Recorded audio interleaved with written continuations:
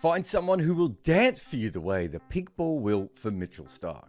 With a red ball, he's just an ordinary bowler in Test cricket. He's obviously very good early and can still get some great bounce. And when cricket had reverse swing, he was good at that as well. But his record suggests that he is a slightly above replacement level with the red ball.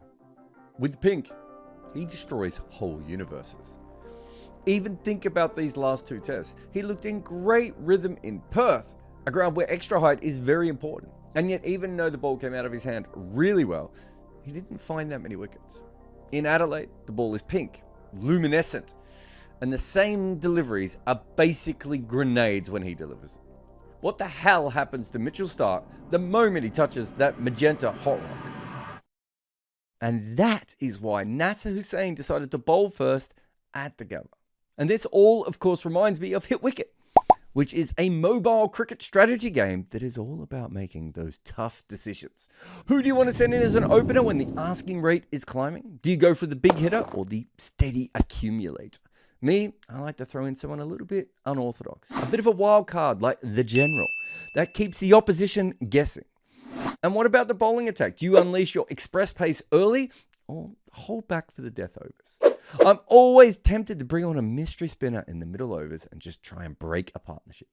Hit Wicket puts you in the captain's chair. You draft the squad and select the batting order and even decide when to use those game-changing abilities.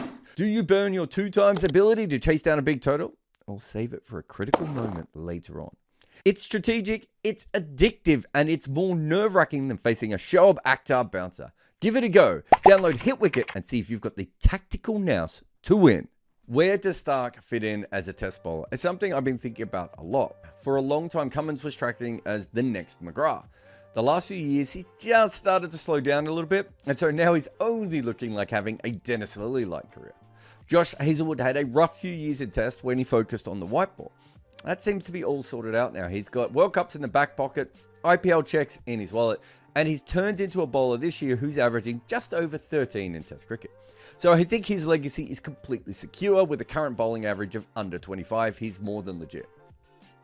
What about Starc? He's obviously a big part of this group. And Australia was so lucky to have an incredible quartet of quicks. Sadly, James Pattinson never quite stayed fit. But the trio who did manage to play together did so for a long time, taking a lot of wickets, and they will always be linked. But there is no doubt that there is a difference between what Cummins and Hazlewood have done and what Starc has achieved. And that's not even mentioning the amount of wickets that Lyon has had. These four bowlers are linked because they have been the backbone, or almost the entire torso and maybe some of the limbs of this Australian side for more than a decade, right? Like, it's a lot of wickets. It's a lot of wickets together. But if you look at all these different bowlers, it's Starc that does stick out. He is just simply not a great seam bowler. He's just average. Well, sort of. This is a stat we have now seen a million times. Starc and the pink ball is one of the greatest love stories in history. His bowling with the red ball, it's a little bit more vanilla. If Australia had not decided to play so many day-night tests, where would Starc even fit in, right? His red ball career might already be over, or at the very least, less frequent. The pink ball has not only saved him, but it's completely changed his whole reputation. Because at least once a year, you're going to see him destroy someone. And we can't really say that for the red one.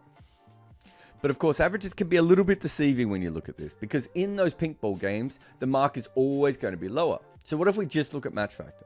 And we've also added ODI cricket in here. So what we have is a red ball, a pink ball, and a white one. With the Crimson Traveller, he is bang on average as a test seamer. With the white ball, he is one of the best of all time. He is 34% better than the other seamers in the games he plays. With the pink ball, that jumps to a barely believable 74%. Put it this way, it would be more than fine for Australia to drop Starc for all red ball games and then just bring him back with the magenta monster until he can run in no more. He is that good. Now, it's obviously not from a huge sample size, and who knows how good he would be if the pink ball was the only one used in test cricket. Or if the pink ball started being used in white ball cricket. But I think there is something specific about this ball that favors him more than any other ball in cricket. And to be honest, he's pretty good with the white one. And one of the reasons that match ratio is more important than average was brought up by someone called Crunk on our comments. When most people look at Brett Lee's career and look at the averages and go, well, he hasn't been as good as Mitchell Starc.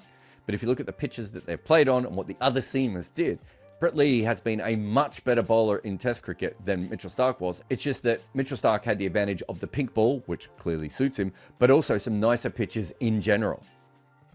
But there is more to this than just the ball itself. It may not feel this way, but Adelaide Oval actually has quite a few runs compared to most day-night tests. This was traditionally a batting paradise, and of recent times it has changed quite a lot, with the drop-in surface and also the extra grass they quite often put on to protect the pink ball. So that should make it even more bowler-dominated. Yet, compared to the rest of the world, and no other ground in the world has more than 3 day-night games, Adelaide is actually not a deadly pitch under lights. However, let's make it more fun. This is Starc with the pink ball in Adelaide compared to everywhere else. Now, he hasn't bowled all around the world in all the day-night games, although he's played in the vast majority of day-night games in Adelaide and outside of Adelaide. But once he takes the exact same pink Kookaburra ball on other Australian pitches, it doesn't work the same for him. It's not that he suddenly gets bad, it's that everyone else is on a similar level. So when you look at it, with a pink ball, Starc is way better than everyone else in Adelaide. But once he takes the exact same ball to any other place, he's essentially the same as anyone else. That just means that this whole thing is so stupid. But what if we go back to Adelaide for a moment? This is Starc there by ball colour. Clearly, he likes Adelaide Oval more than most grounds. This is a good average for his red ball compared to the rest of his career. But the colour of the ball still seems to matter. So the colour of the ball only matters for him in Adelaide. Mitchell Starc is not a specialist pink ball bowler, nor is he a specialist Adelaide seamer. He is specifically a quick who loves day-night tests in Adelaide. Work that one out. There's a few different ways that he is a specialist, right? The other one is him taking wickets in the first over. We all talk about it, and there's no doubt that he's very good at that skill. But there is a conflation because of how many times he's done it in limited overs as well. But he still has the second most first over wickets during his career behind Jimmy Anderson. And no one else is even that close.